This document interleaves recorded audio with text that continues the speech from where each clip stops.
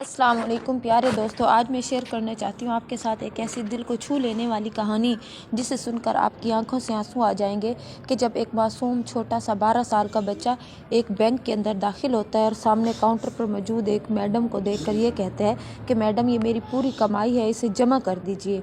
तो वो चिल्लाकर बोलती, ओए लड़के, सच सच बता, ये पैसे चुरा कर लाया है ना? नहीं मैडम, मैंने कुछ नहीं चुराया, ये पैसे मैंने मेहनत से कमाए हैं। तो वो चिल्लाकर बोलती, अपनी हालत देख, अभी पुलिस बुलाती हूँ, ज़रूर कहीं से चोरी करके लाया है।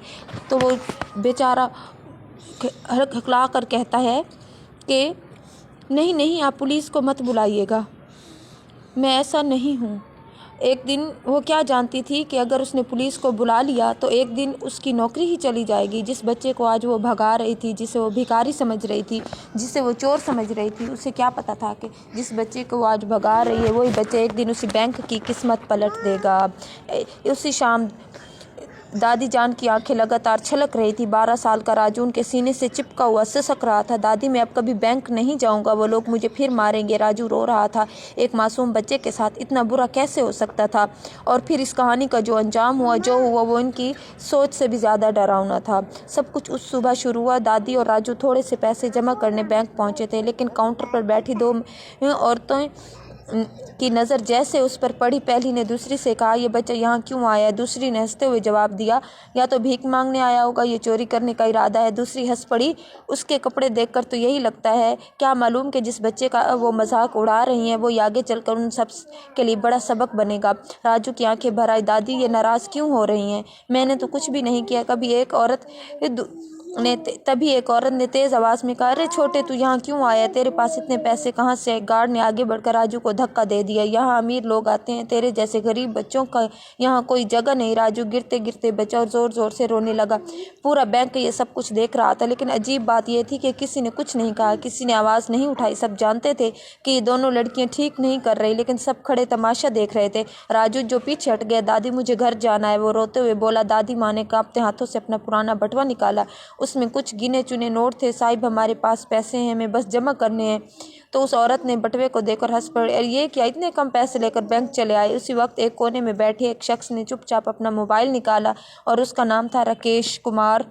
सहाफ़ी था। वो अपने किसी काम से बैंक आया था, लेकिन जो उसने देखा वो इसे नज़रअंदाज नहीं कर पाया कि ये गलत है। उसने मनो अन कहा और बिना किसी शोर के पूरी कहानी को रिकॉर्ड करने लगा। राजू का गला सूख रहा था।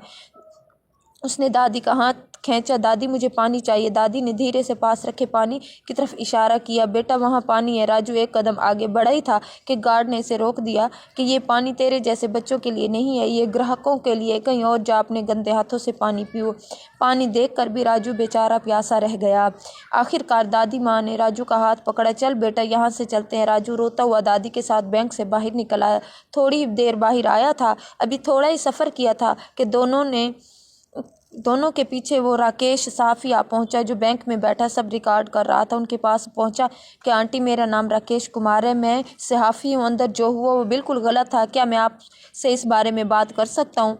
तो वो बोली, बेटा हमने कोई गलती नहीं की, हम तो बस पैसे जमा करने आए थे। राकेश ने आराम से कहा, अगर आप मुझे अपना घर का पता दे तो मैं शाम को आपके घर आकर पूरी बात सुनता हूँ। लोगों को ये सच्चाई जाननी चाहिए कि जब कोई गरीब आदमी अपने पैसे जमा करवाने जाता है तो बैंक वाले इस गरीब शख्स के साथ क्या सलूक करते हैं। दादी जान ने अपना पता दे दिया। शाम को राकेश कैमरा और रिकॉर्डिंग करंट लेकर उनके घर आन पहुंचा। वो चुपचाप दादी से सवाल कर रहा था और दादी इसको जवाब दे रही थी, लेकिन राजू कोने में चुपचाप बैठा था। राकेश उसके पास बैठ गया। राजू, बेटा आज बैंक में क्या हुआ? अंकल, मुझे लोग चोर कह रहे थे, उन्होंने मुझे धक्का भी दिया, मैंने कुछ गलत नहीं किया। ये कहकर उसकी आंखें नम हो गई। उसने कैमरा ऑन किया और राजू की बात रिकॉर्ड करने लगा। दादी माँ ने भी अपनी पूरी कहानी सुनाई। बेटा, ये राजू मुझे आज से 10 साल पहले एक बस स्टेशन पर मिला था, बहुत छोटा था, रो रहा था, कोई नहीं आया इसे लेने, तब से ये मेरे साथ है। राकेश ने पूछा, आपने पुलिस में शिकायत क्यों नहीं की, या मालिक मकान, या फिर क्या है मसला, क्या आपने ऐसा क्यों नहीं किया? तो वो कहने लगी कि जो हमारा ये मकान है ये किराए का है, और फिर मेरी बीमारी ऐसी है कि डॉक्टर ने मुझे पैसे बताए, लेकिन पैसे नहीं थे। इसी उम्मीद पर मैं बैंक गई कि शायद कोई रास्ता निकल आए। राकेश ने उनकी पूरी कहानी रिकॉर्ड की। घर लौटकर राकेश ने पूरी रात काम किया। उसने बैंक की घटना का वीडियो एडिट किया। इसमें राजू और दादी माँ की 12 साल के बच्चे को बैंक में चोर कहा गया, क्या यही है हमारे बैंक का सिस्टम? इसने वीडियो सभी सोशल मीडिया प्लेटफॉर्म पर डाल दी और लिखा, ये घटना बताती है कि हमारे समाज में गरीब गरीबों को आज भी इंसान ने शक की नज़र से देखा जाता है। वीडियो हज़ारों लोगों ने इसे शेयर किए। सवाल गूंज रहा था, क्या हमारे बैंक सच में ऐसे होते हैं? क्या गरीब या आम आदमी साधारण दिखने वालों के साथ यही सलूक किया जाता है? दादी माँ ने राजू को समझाने की बहुत कोशिश की, बेटा हर जगह बुरे लोग नहीं होते, कुछ गलत होते, लेकिन पूरी दुनिया वैसी नहीं होती। लेकिन राजू का बचपन इतना बड़ा सच समझने के लिए तैयार ना था। उसके मन में बस एक ही तस्वीर बन चुकी थी। बैंक एक डरावनी जगह है जहाँ लोग डांटते हैं, डराते हैं और ये बात दिन ब दिन बिगड़ती जा रही थी। अब तो दादी मुसलसल बीमार रहने लगी थी और फिर डॉक्टर ने साफ कह दिया कि ऑपरेशन फौरी करना होगा, वरना हालात गंभीर हो सकते हैं। ऑपरेशन का खर्च सुनकर दादी की सांसें अटक गई थी। उनके पास इतने पैसे कहाँ थे? इस उम्मीद में राजू को लेकर बैंक गई थी कि शायद कोई लोन मिल जाए, कोई रास्ता निकल आए। लेकिन बैंक में जो हुआ उसने उनकी हिम्मत ही तोड़ दी। उसी रात दादी माँ ने कहा, अब इलाज नहीं करवाएंगे बेटा। राजू जो कुछ समझ नहीं पाया, बस वो उदास था और दर्द में भी मुब्तला था। और फिर जो वीडियो सोशल मीडिया पर वायरल हुई, उस वक्त हज़ारों किलोमीटर दूर एक आलीशान होटल के कमरे में बैंक मालिक अपनी मोबाइल फ़ोन में वो वीडियो देख रहा था। अचानक कोई वायरल वीडियो उनकी स्क्रीन पर आ गया। पहले तो उन्होंने नज़रअंदाज किया किसी और बैंक का मामला होगा, लेकिन जैसे जैसे वीडियो आगे बढ़ा उनका चेहरा सख्त पड़ता गया। ये तो उनका ही बैंक था। काउंटर पर बैठी औरतें उनकी ही कर्मचारी थी। एक छोटे बच्चे के साथ ऐसा व्यवहार उन्होंने खुद नहीं, इंसानियत की हार है। एक बाप होने के नाते उनका दिल और भी भारी हो गया। लेकिन असली झटका तब लगा जब उन्होंने वीडियो में दादी माँ की बात सुनी। ये बच्चा मुझे बस स्टेशन पर मिला था। वही बस स्टेशन, वही तारीख, वही वक्त, वो जगह जहाँ सालों पहले उनका अपना बेटा खो गया था। उनकी यहाँ सालों में पुलिस, प्राइवेट एक्टिविटीज़, मीडिया सब कुछ आजमा लिया था, लेकिन कोई सुराग नहीं मिला था। आज वीडियो में उन्हें पहली बार उम्मीद के एक पल महसूस हुए। उन्होंने फ़ौरन अपने सबसे भरोसे दोस्त मैनेजर सूरज वर्मा को फ़ोन लगाया। सूरज, मैं तुम्हें एक पता देता हूँ। सूरज वर्मा ने वो फ़ौरन पता सुना कि जाओ उस पते पर पहुँचो, ये बहुत ज़रूरी है। सूरज ने कोई सवाल नहीं किया, बैंक का काम वहीं छोड़ा, तुरंत उस पते की ओर निकल पड़े। जब सूरज वर्मा दादी की झुग्गी के सामने पहुँचे तो उनका दिल भर आया। एक छोटी सी झोंपड़ी, अंदर बीमार दादी माँ और राजू। जो सूरज ने बेहद नरमी से बात शुरू की। दादी माँ ने कहा, मैं बस स्टेशन पर बैठी थी, तभी ये बच्चा रोता हुआ मेरे पास आया। रोए जा रहा था, तभी मेरा दिल पिसज गया, मैं इसे छोड़ नहीं पाई। उन्होंने पुलिस में शिकायत भी की थी, लेकिन कोई नहीं आया। वक्त बीतता गया और अनजाने में राजू की पूरी दुनिया बन गया। सारी बात सुनते ही सूरज वर्मा ने तुरंत तो फ़ौरन फ़ोन किया। हालात वही नाजुक हैं, दादी की तबीयत है बेहद ख़राब। एक पल की तारीख, समय, जगह तुमने बताई थी, जब जो कुछ वो सब कुछ वही ये यहाँ से मेल खा रहा है। इस पर उस बैंक के ऑफिसर के दिल में उम्मीद की एक हल्की सी लौ जलने लगी। कहीं ये एक इत्तेफाक ना हो। उन्होंने खुद को संभालते हुए कहा, कोई रिस्क हम नहीं लेंगे। दादी माँ और बच्चे को शहर के सबसे अच्छे अस्पताल ले जाओ, इलाज में एक भी कमी नहीं होनी चाहिए। खर्च की फिक्र मत करना, सब मैं देख लूँगा।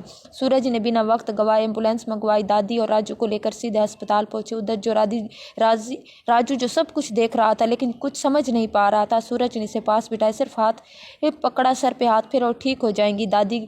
और फिर अपनी बात अधूरी छोड़ दी। फ्लाइट में बैठे बैठे उनके दिमाग में एक ही सवाल गूंज रहा था, क्या वाकई ये मेरा बेटा है? हो सकता है अगले दिन मैं वहाँ पहुँचूँ, सीधे वो अस्पताल पहुँचूँ, क्योंकि वो बैंक जो मालिक था वो फ़ौरन वहाँ से अपने विदेश से निकला और फिर वहाँ पहुँचा और फिर सीधा अस्पताल आया। जैसे उनकी नज़र राजू पर पड़ी, उनके आंसू खुद ब खुद निकल आए। बच्चे के चेहरे में उन्हें अपनी बीवी की झलक दिखी, वही आंखें, वही मासूमियत। दिल कह रहा था यही है, लेकिन विश्वास से कैसे कह सकते थे।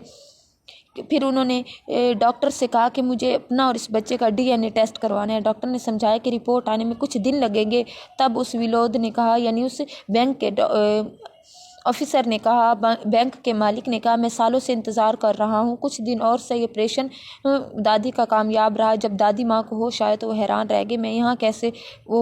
तब वो मुस्कुराए सूरज और बोले, एक अच्छे इंसान ने आपका इलाज करवाया, बस यही समझ लीजिए। इधर बैंक के बाहर तूफान मचा हुआ था, मीडिया की भीड़, सवाल यही, बैंक की इंसानियत, क्या गरीबों के साथ यही बर्ताव होता है?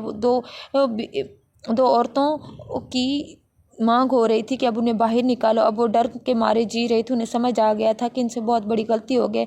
बाकी स्टाफ भी बेचैन था। पूरे बैंक की भागदौड़ लगी हुई थी। सोशल मीडिया पर बाइकाट के नारे लग रहे थे। बैंक ट्रेंड कर रहे थे। कुछ दिन बाद DNA रिपोर्ट आ गई। डॉक्टर ने रिपोर्ट विनोद मेहता के हाथ में दी। जैसे उन्होंने कागज़ खोला, उनकी आंखों से आंसू बहने लगे। राजू उनका बेटा था। बरसों की तलाश आज ख़त्म हो गई थी। विनोद ने राजू कहकर फ़ौरन दिल से लगा लिया। वो कुछ न समझा, बस इतना जानता था कि ये वही लोग हैं जिन्होंने दादी माँ को बचाया है। जब दादी माँ को सच्चाई पता चली, उनकी आंखें भी भर आई। इंसाफ दिलाना है आपने। बैंक सिर्फ पैसों की जगह नहीं रहेगा, ये इंसाफ और एहसास की मिसाल बनेगा। वनूद मेहता ने बड़े प्यार से राजू से कहा, बेटा तुम्हें एक बार फिर बैंक जाना होगा। इतना सुनते ही राजू घबरा कर बोला, नहीं पापा, वहाँ वही लोग मुझे फिर मारेंगे, डांटेंगे। डरने की ज़रूरत नहीं है बेटा, अब तुम अकेले नहीं हो, तुम्हारे पापा तुम्हारे साथ है, और जिस बैंक से तुम डरते हो वो हमारा अपना बैंक है। राजू हैरान रह गया और इसका मासूम दिमाग ही ये समझ नहीं पा रहा था। पापा वो बैंक मुझे चोर समझ रहा था, जो लोग मुझे रुला रहे थे वो आपका बैंक कैसे हो सकते। तब वनूद मेहता ने इसे पूरी सच्चाई बताई। उन्होंने समझाया, हर जगह कुछ अच्छे लोग होते हैं और कुछ गलत। बेटा कुछ गलत लोगों की सोच की वजह से पूरा सिस्टम गलत नहीं हो जाता, लेकिन ऐसे लोगों को सबक सिखाना ज़रूरी होता है। अगले दिन बैंक का माहौल कुछ अलग ही था। वनूद मेहता अपने बेटे राजू को लेकर बैंक पहुंचे। राजू के हाथ में एक भारी सूटकेस थमा दिया कि इससे संभालना भी मुश्किल लग रहा था। इस बैंक में ढेर सारा पैसा था, वही पैसा जो वनूद ने अपने बेटे को दिया था एक सबक सिखाने के लिए। जैसे ही राजू बैंक के अंदर आया, सबकी निगाह इस पर टिक गई। अरे ये तो वही बच्चा है जिसका वीडियो वायरल हुआ था। राजू बिना रुके सीधे इसी काउंटर पर पहुंचा जहां वो औरतें बैठी थी। इसने बैग खोला और सारा पैसा काउंटर पर फैला दिया। नोटों की ढेर देकर बैंक में सन्नाटा छा गया। राजू, चोरी करने आया हूँ क्या? यही मेरी औकात नहीं है यहाँ, बल्कि मैं पैसे जमा करवाने आया हूँ। वो पैसे जो मैंने जमा किए। इन दोनों औरतों गार्ड का चेहरा सफ़ेद पड़ गया। उन्हें समझ आ गया था कि अब मामला हाथ से निकल चुका है। इसी पर बैंक के दरवाजे खुले और वनूद मेहता अंदर आए। सभी वहाँ बैठे लोग ध्यान से जो उन्हें देख रहे थे खामोश हो गए। और फिर वनूद मेहता ने चिल्लाकर कहा, सब इधर ध्यान दे। वनूद मेहता ने बोला, ये सब सुन लो, राजू मेरा बेटा है और जिन लोगों ने इसके साथ बदसलूकी थी उन्हें इसी पल नौकरी से निकाला जाता है। उसका लहजा ऐसा था कि सब खामोश रह गए कि जो लोग एक मासूम बच्चे के साथ इंसानियत भूल सकते हैं, हमारे बैंक में काम करने के लायक नहीं हैं।